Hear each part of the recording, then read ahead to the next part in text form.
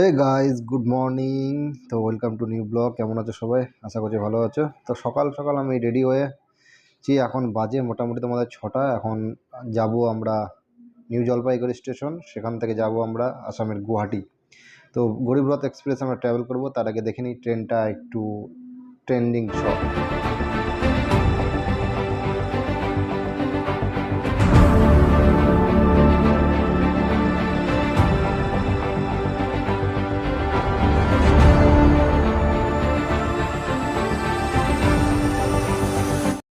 তো সকালবেলা টোটো বলাই ছিল, টোটো ধরে আমরা বেরিয়ে পড়েছি নিউ জলপাইগুড়ি স্টেশনের উদ্দেশ্যে। মোটামুটি 15-20 মিনিট টাইম লাগবে। তো আমরা পৌঁছে গেছি। এটা হচ্ছে তোমার সেই টয় ট্রেন। এখান থেকে টয় ট্রেন চালানো হয়, চলে কিনা এখন জানি না, তবে জায়গাটা দেখলাম বলে তোমাদের একটু শেয়ার করে দিলাম। এখান থেকে টয় ট্রেন দূরে দেখতে পাচ্ছে দাঁড়িয়ে আছে। আর এখন নিউ জলপাইগুড়ি স্টেশনে আমরা চলে যাচ্ছি। এখানে ফুট ওভার ব্রিজে প্রচণ্ড কুয়াশা, আজকে ঠান্ডাটাও ভালো পড়েছে। তো ভাবলাম যে চলো একটু চা খেয়ে নিই। তো চা তো জানোই তোমরা, ট্রেনের চা বা স্টেশন চা কেমন হয় চা। তবে এই চাটা একটু ভালোই ছিল। আইআরসিটির ধরুন চা কফি বলে কোন কফিটা জানি না, তবে চাটা খুব ভালো ছিল। ট্রেন মোটামুটি আসতে আধা ঘন্টা লেট করছে।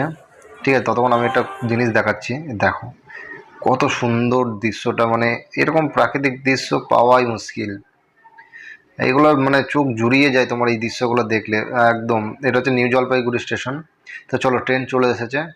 8টায় ঢুকেছে ট্রেন, 7টা 35-এ টাইম ছিল ট্রেন। আর ঠান্ডা পড়েছে বলে আমি মুখ চোখ সব পেছনে দেখতেই পাচ্ছ কীরকম কুয়াশা পড়ছে।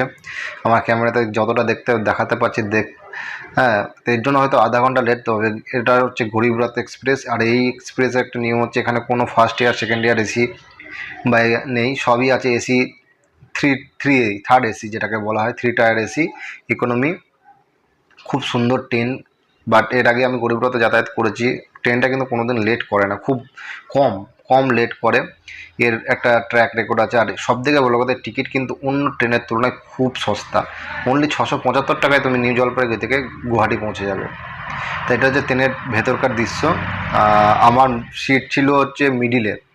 এই একটা আমার একটু খারাপ লেগেছে যে আমি তো এবারে জানলার ধারে পছন্দ করি বসতে, কিন্তু যেহেতু সকালবেলাকার সিট, তাই মিডিলের সিটটা আর তুলবো না। একদম বসে বসে নিচেরকার সিটে বসে বসে আবার যদি কোনো উইন্ডো সিট ফাঁকা পাই তাহলে সেখানে গিয়ে বসে কিছু ক্যাপচার করার চেষ্টা করব।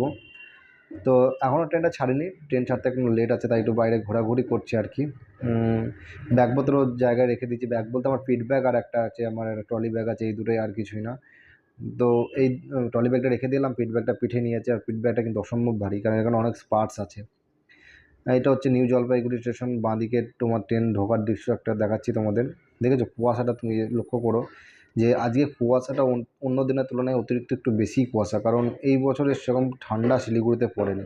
কিন্তু আজকে যেহেতু ঠান্ডাটা পড়েছে, আমি বাইরে বেরিয়েছি কিনা তার জন্য বুঝতে পারছি না। ট্রেন জলপাইগুড়ি থেকে ছেড়ে দিল এই মুহূর্তে। আস্তে আস্তে আমরা রওনা দিচ্ছি একদম নেক্সট পরবর্তী স্টেশনের উদ্দেশ্যে।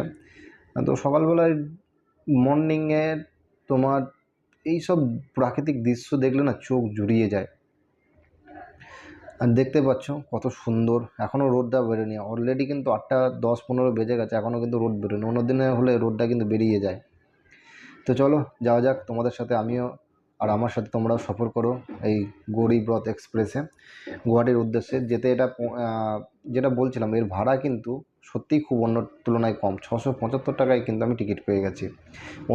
অন্য ট্রেনে মোটামুটি 800 টাকায় কিন্তু টিকিট দেখাচ্ছিল। দেখো সেই চা বাগান, দার্জিলিং, শিলিগুড়ি, কোচবিহার, জলপাইগুড়ির চা বাগান, চা বাগান, চা বাগান, শুধু চা বাগান। এই চা বাগান দেখতে দেখতে যাত্রা আমাদের চলে যাচ্ছে আগে। আর দৃশ্যগুলো সত্যি করেই খুব প্রাকৃতিক, এই মনোরম দৃশ্য। এই দৃশ্যগুলো মানে পয়সা দিয়েও কেনা যায় না, টাকা দিয়েও তুমি এই দৃশ্যগুলো কিন্তু কিনতে পারবে না। একদম চোখে মনে সব জায়গায় গেঁথে থাকবে। তো ট্রেন নিজের স্পিড আপ করে নিচ্ছে। ট্রেন মোটামুটি এখন চলছে আমাদের ট্রেনের হিসাব মতন 1 ঘন্টা লেটে, যদিও শুনেছি নাকি এটা কভার করে দেবে ট্রেন। দেখা যাক কতদূর কী কভার করতে পারে। এর টাইম আছে 3:55 হচ্ছে তোমার গুয়াহাটি স্টেশনে, 3:55 টাইম। আর শিলিগুড়ি স্টেশন, জলপাইগুড়ি স্টেশনের টাইম আছে 7টা 35-এ, কিন্তু এসেছে 8টা 5-এ, মানে মোটামুটি আধা ঘন্টা লেট। এবার ট্রেন কিন্তু স্পিড আপ তুলে নিয়েছে রীতিমতন। রীতিমতন ট্রেন কিন্তু মোটামুটি এখন যা দেখাচ্ছে 103 স্পিড দেখাচ্ছে, মানে কীরকম স্পিডে চলছে তোমরা বুঝতেই পারছো। এখন একটু খাবার খাওয়ার জন্য সিটে এসে বসলাম, তারপরে বাইরের দৃশ্য দেখে আর বসে থাকতে পারছি না সিটে, বারবারই আমি কিন্তু বাইরে চলে আসছি এইগুলো দৃশ্যগুলো তুলে ধরার জন্য। মানে শুধুই চা বাগান, এখন তোমার শুধুই চা বাগান চলে যাচ্ছে, শুধু চাই বাগান চারিদিকে, যত দূর চোখ যাচ্ছে শুধু চা বাগান আর চা বাগান এছাড়া। তবে তোমরা দেখতে পাচ্ছ যে এখনও কিন্তু কুয়াশাটা ঠিক মতন কাটেনি। তো বুঝতেই পারছো যে এখানে ঠান্ডাটা কীরকম পড়ছে। ভাগ্যিস আমি আজকে কোটটা পরে গেছি, নাহলে ঠান্ডাটা হয়তো ভালোই অনুভব করতে পারতাম। ঠিক আছে, তো মোটামুটি আমরা পরবর্তী স্টেশনের প্রায় কাছাকাছি চলে এসেছি। আমাদের পরবর্তী স্টেশন হলো নিউ কোচবিহার। সেখানে নেমে ভাবছি আমি কিছু ব্রেকফাস্ট করে নেবো, কারণ সিটে বসে শুধু সেখান থেকে কিছু ব্রেকফাস্ট করে নেবো, কারণ সিটে বসে চা ছাড়া কিছুই খাইনি। মোটামুটি আমরা পরবর্তী স্টেশন কোচবিহারে পৌঁছে গেছি। এখানে এসে আমরা কিছু ব্রেকফাস্ট করে নেবো। এখানে লুচি পুরি পাওয়া যাচ্ছে, আর সাথে ডিম সেদ্ধ নিয়ে নেব। তবে লুচি পুরি খেয়ে দেখলাম যা টেস্ট, জঘন্য জঘন্য, লবণে ভরা। তার থেকে বলো 2 পিস ডিম খেয়েছি, আর 2 পিস ডিম খেয়ে জল খেয়ে শেষ করে দিতে হবে। আর বনগাঁ স্টেশনে আমাদের খাবার অর্ডার করা আছে, ওখান থেকে আমরা বিরিয়ানি রিসিভ করে নেব। সেটা মোটামুটি 12টা 12:30। এই তো চলে যাচ্ছে তোমার রাজধানী এক্সপ্রেস। রাজধানী এক্সপ্রেস এখন আমাদের ক্রস করে চলে গেল। আবার আমরা কোচবিহার থেকে ছেড়ে পরবর্তী স্টেশনের উদ্দেশ্যে রওনা দিচ্ছি। কিন্তু ট্রেনটা সবই ঠিক আছে, মেন কথা হচ্ছে ট্রেনটা খুব যাচ্ছে, কিন্তু মাঝে মাঝে ঝিমিয়ে যাচ্ছে মাঝে মাঝে। অলরেডি 1 ঘন্টা 20 মিনিট কিন্তু লেট দেখিয়ে দিচ্ছে।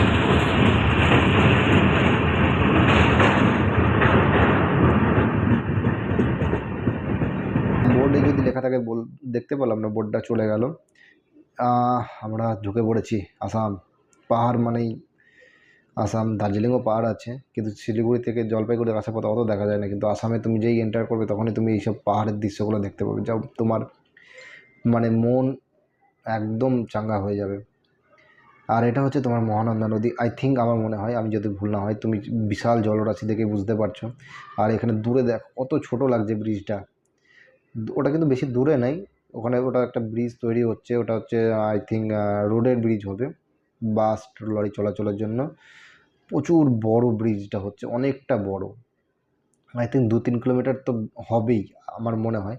তবে খুব সুন্দর ব্রিজ। আর এই জায়গাটা আই থিঙ্ক মহানন্দা নদী, আমি আবার বলছি যদি ভুল না হয়। যদি ভুল হয় আমাকে অবশ্যই জানিও। তো এই দৃশ্য দেখতে দেখতে আমরা আসাম ঢুকে পড়ছি। আর বেশি নাই, ঘড়িতে এখন বাজে হচ্ছে 2:30। মোটামুটি কভার যেটা করার, কিন্তু ট্রেন কভার করে দিয়েছে। ট্রেন যেটা 1 ঘন্টা 20 মিনিট লেট দেখাচ্ছিল, সেটা কিন্তু এখন চলে এসেছে মাত্র 10 মিনিট লেটে। আর এই দেখো দৃশ্য, এটাকেই বলে প্রাকৃতিক মনোরম দৃশ্য। এই দৃশ্যগুলো দেখার জন্য মানুষ বেঁচে থাকে, আমি অন্তত বেঁচে থাকি। কারণ এইসব জিনিস, পাহাড় দেখো, সমুদ্র, আমার কাছে সমুদ্রও ভালো লাগে, পাহাড়ও ভালো লাগে। এটা নয় যে সমুদ্র নয় পাহাড়, আমার কাছে দুটোই ভালো লাগে। এই কারণ সমুদ্রের একটা আলাদা উপভোগ, পাহাড়ের একটা আলাদা উপভোগ। তুমি যদি গিয়ে পাহাড়কে উপভোগ না করতে পারো, তাহলে তুমি এনজয় করতে পারবে না। সমুদ্রে গিয়ে যদি সমুদ্রকে এনজয় করতে, উপভোগ না করতে পারো, তুমি আনন্দ করতে পারবে না জীবনে। দেখতে পাচ্ছ এটা একটা বিল টাইপের। তবে এইগুলো হচ্ছে পিকনিক করার জন্য সেরা স্পট আমার যা মনে হয়। পড়ন্ত বিকালে শীতের দিনে রোদ খেতে খেতে চড়ুই ভাতি করা একটা আলাদাই উপভোগ। হ্যাঁ, পৌঁছে গেছি আমরা। যদিও ট্রেনটা সেই টাইমে ছিল, কিন্তু কামাখ্যা স্টেশন থেকে ট্রেনটা আবার ঝুলিয়ে দিয়েছে। এখন মোটামুটি 20 মিনিট লেটে ঢুকেছি আমরা গুয়াহাটি স্টেশনে। আমরা গুয়াহাটি স্টেশনে নেমে পড়েছি। আর তোমাদের সঙ্গে আমিও যাত্রা করলাম, বা আমার সঙ্গে তোমরাও যাত্রা করলে শিলিগুড়ি থেকে গুয়াহাটি, জলপাইগুড়ি থেকে গুয়াহাটি। আর এই দেখো, এটা হচ্ছে গুয়াহাটি বাই স্টেশন। তো সবাই ভালো থাকবে, সুস্থ থাকবে, দেখা হচ্ছে পরের ভিডিওতে। Good bye, tata. আর হ্যাঁ, ভিডিওগুলো ভালো লাগলে অবশ্যই একটু লাইক করো, শেয়ার করো, আর চ্যানেলটাকে সাবস্ক্রাইব করো।